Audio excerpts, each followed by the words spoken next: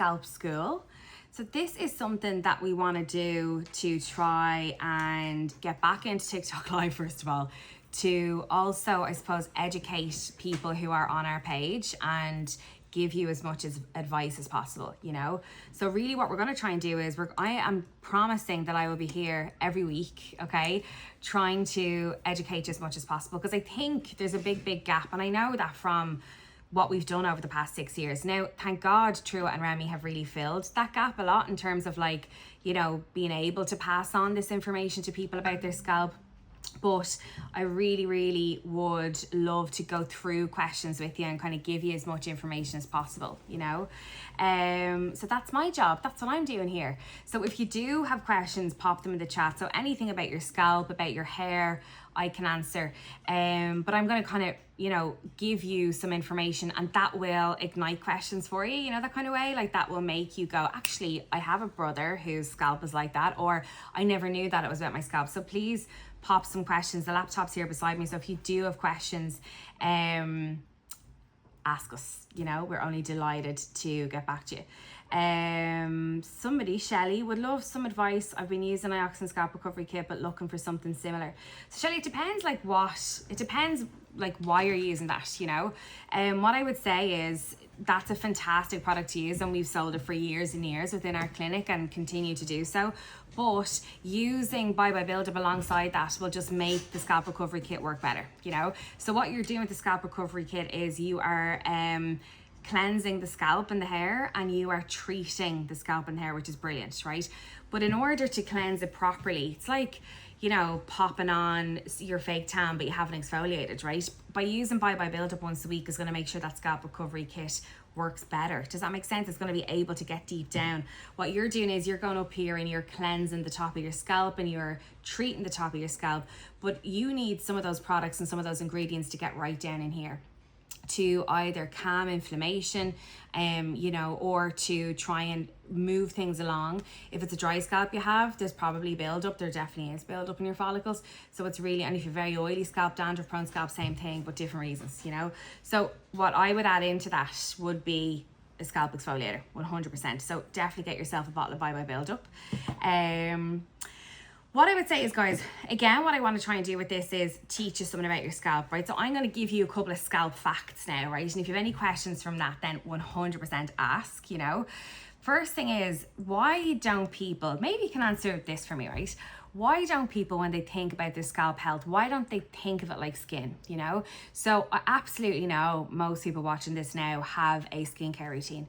So you probably, I hope, you're using SPF every morning, okay? Some people cleanse their face in the morning, some people don't, depending on your skin type. I do, right? So I cleanse my face every morning. Then I use some vitamin C serum, and then I put on my SPF, and then a little bit of makeup that I'm wearing that day or whatever, right? Then at night time, I have a full-blown routine as well. So like most of us, and I'm hitting 40 now soon, right? Soon, a year and 2 months, but I'm hitting 40 now over the next little while, and I have that routine down, okay? And I'm being proactive about my skincare. There's so many people out there that aren't being proactive about their scalp care, right?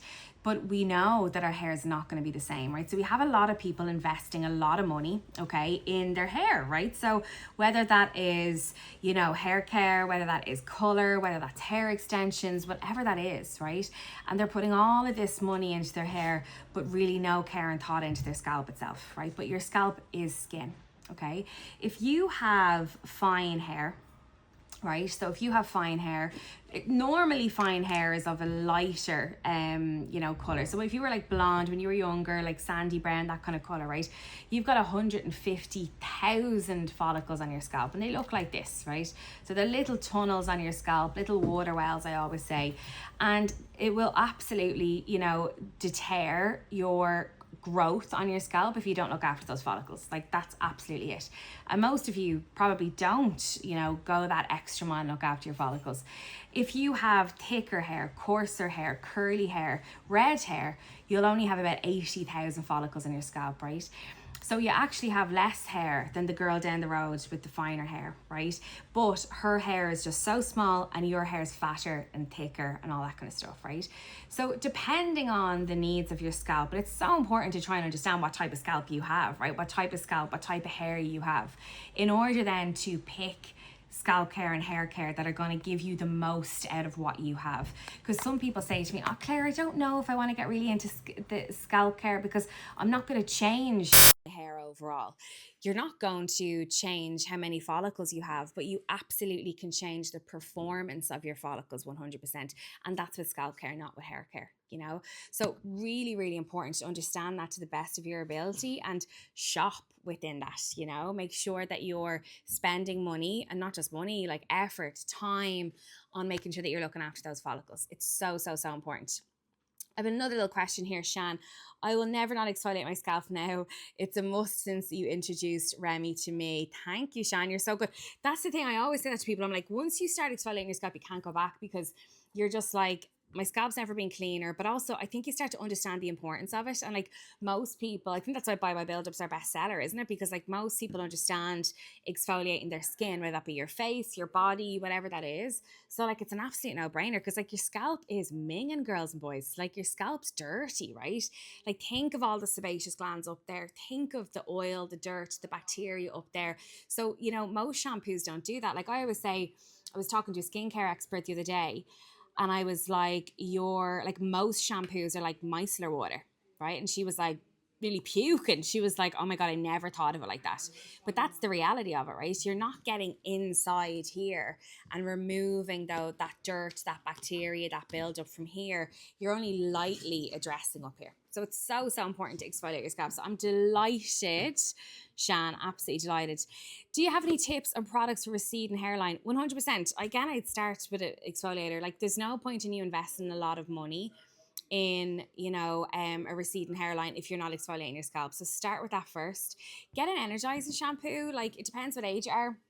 Like if you say, like let's say you are a female, you're under 45, I'd go with the Spark shampoo, which is this one, the pink one. Or if you're over 45 and you're a female, I would go with the Defender shampoo. So it kind of depends like what stage of life you're at, you know, 100%. There's been May 5th and Shan. Thank you so much, girls. So a little bit more on the scalp itself, right? One of the biggest complaints we get in the clinic, right, is dandruff, right? And a lot of people think that dandruff is dry scalp, okay? It's actually quite the opposite to dry scalp. Dandruff is the overproduction of oil.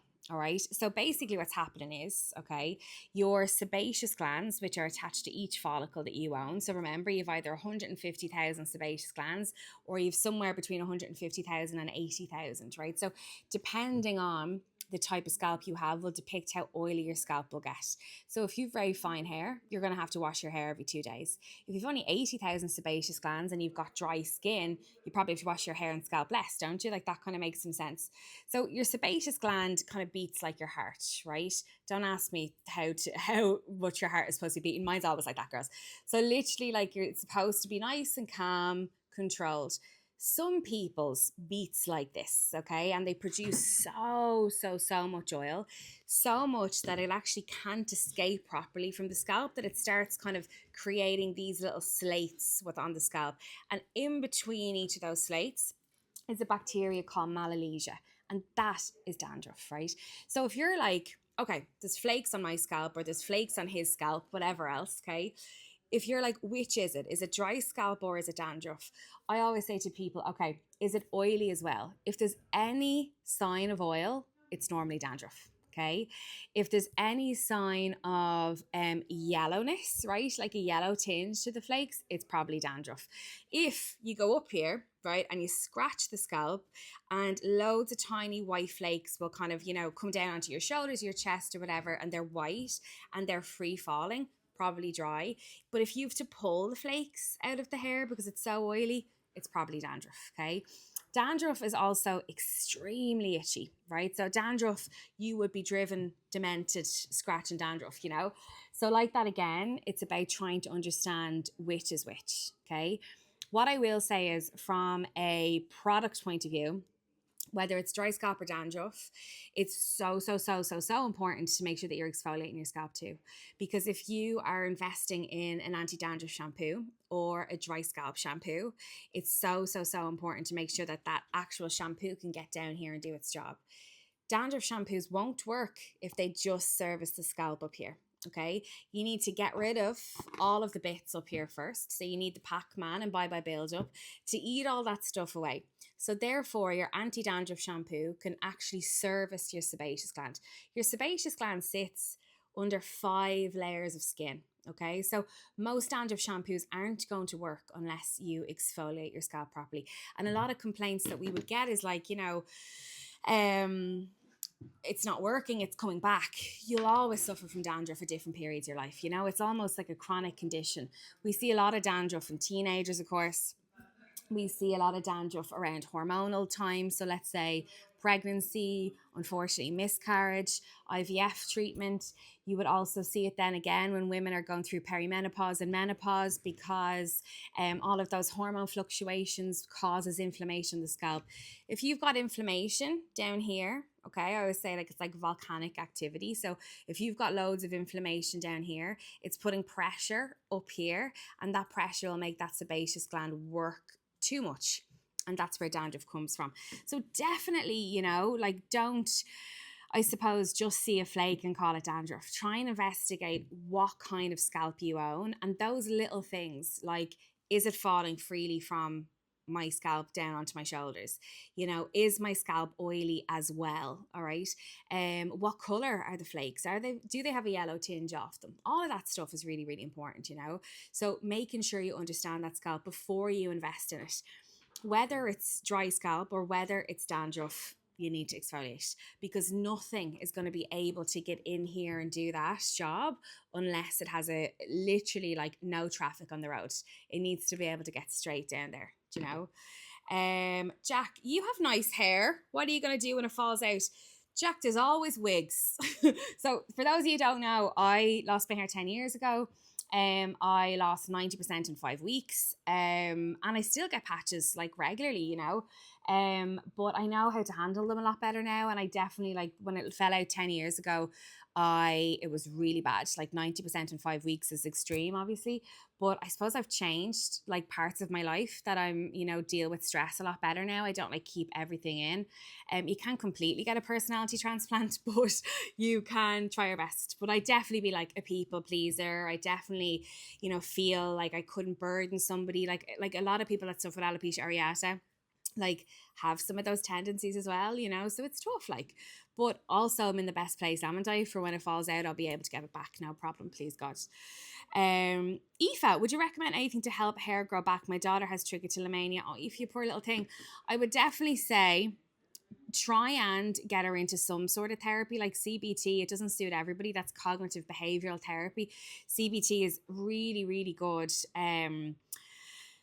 mechanism to try and help. It doesn't work for everybody, of course, but it is a behavioral, disorder, unfortunately, trichotillomania. For those of you who don't know what trichotillomania is, right, it is a cognitive behavioral disorder.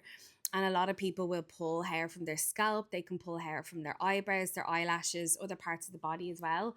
And it can cause hair loss. And in some extreme cases as well, it can cause permanent hair loss. Because if you can imagine you're constantly pulling from that area, you're going to create scars on that actual skin itself, and then the hair can't get out. Does that make sense? So it's really, really important to try and tackle trichotillomania. And it's not a shampoo, it's not a serum, it's not an exfoliator. It is trying to tackle that really like important bit, which is the behaviors, and a lot of people do it when they're stressed. God love them. A lot of people don't even know they're doing it, so it's about trying to there's a party here.